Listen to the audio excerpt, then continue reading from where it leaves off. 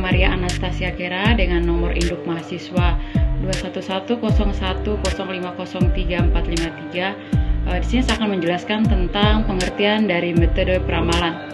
Metode peramalan atau forecasting merupakan cara yang tepat untuk mengatasi anomali permintaan konsumen di musim-musim tertentu. Tanpa forecasting atau peramalan, perusahaan akan sulit berkembang karena kapasitas produksinya tidak pernah sesuai dengan permintaan konsumen di lapangan. Perkenalkan, nama saya Muhammad Didi Ramdhani, NIM 21105059. Untuk manfaat utama dari forecasting adalah bisa menekan pengeluaran dan menghindari kerugian akibat produksi yang berlebihan.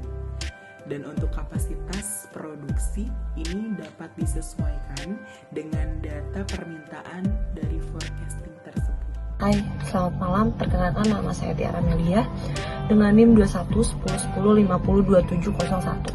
Di sini saya ingin meneruskan atau menjelaskan tujuan metode peramalan.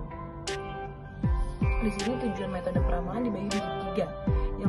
Yang pertama itu untuk mengevaluasi kelayakan dari suatu perusahaan yang diambil saat ini atau di masa lalu, dan juga bisa untuk melihat pengaruhnya gitu di masa depan nanti.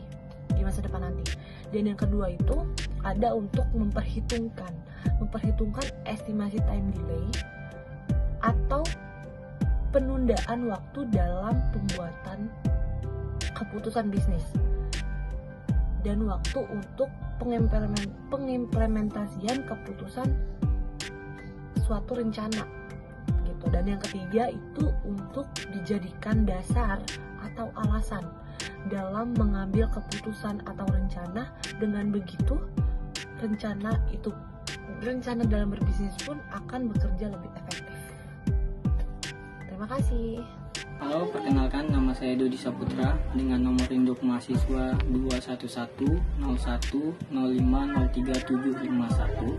Kali ini saya akan menjelaskan perbedaan antara forecasting ataupun peramalan dengan planning ataupun perencanaan. Forecasting ataupun juga planning sering dianggap sama, padahal keduanya memiliki pengertian yang berbeda. Planning adalah hasil dari forecasting. Proses perencanaan atau planning dilakukan setelah perusahaan melakukan forecasting atau peramalan terlebih dahulu. Perkenalkan, saya Ananda Cayani. Di sini saya akan menjelaskan tentang jenis-jenis metode peramalan. Yang pertama itu ada jangka panjang. Peramalan menggunakan data-data jangka panjang itu biasanya 2 tahun atau lebih. Yang kedua itu jangka menengah. Peramalan menggunakan data-data dari waktu 3 bulan sampai 2 tahun.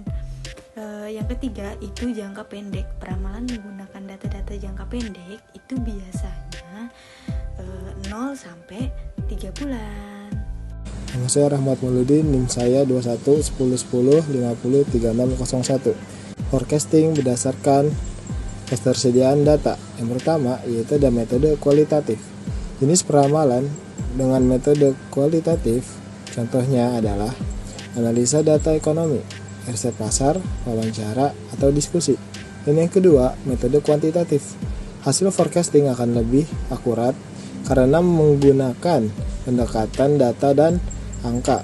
Keputusan yang diambil juga lebih efektif. Jangka waktu data yang diambil mulai dari 3 bulan atau 2 tahun sebelumnya. Halo, perkenalkan, saya Galih Widi Nugroho dari Universitas Pamulang, Prodi Manajemen Pemasaran dengan NIM 2110105000893 dan dari kelompok 5 yang mengambil materi metode peramalan. Lalu bagaimana peramalan dapat membantu proses pengambilan keputusan? Dengan peramalan, pihak manajerial sebagai pihak pengambil keputusan dapat melihat kemungkinan, situasi dan risiko yang mungkin terjadi pada periode berikutnya. Dan dengan demikian,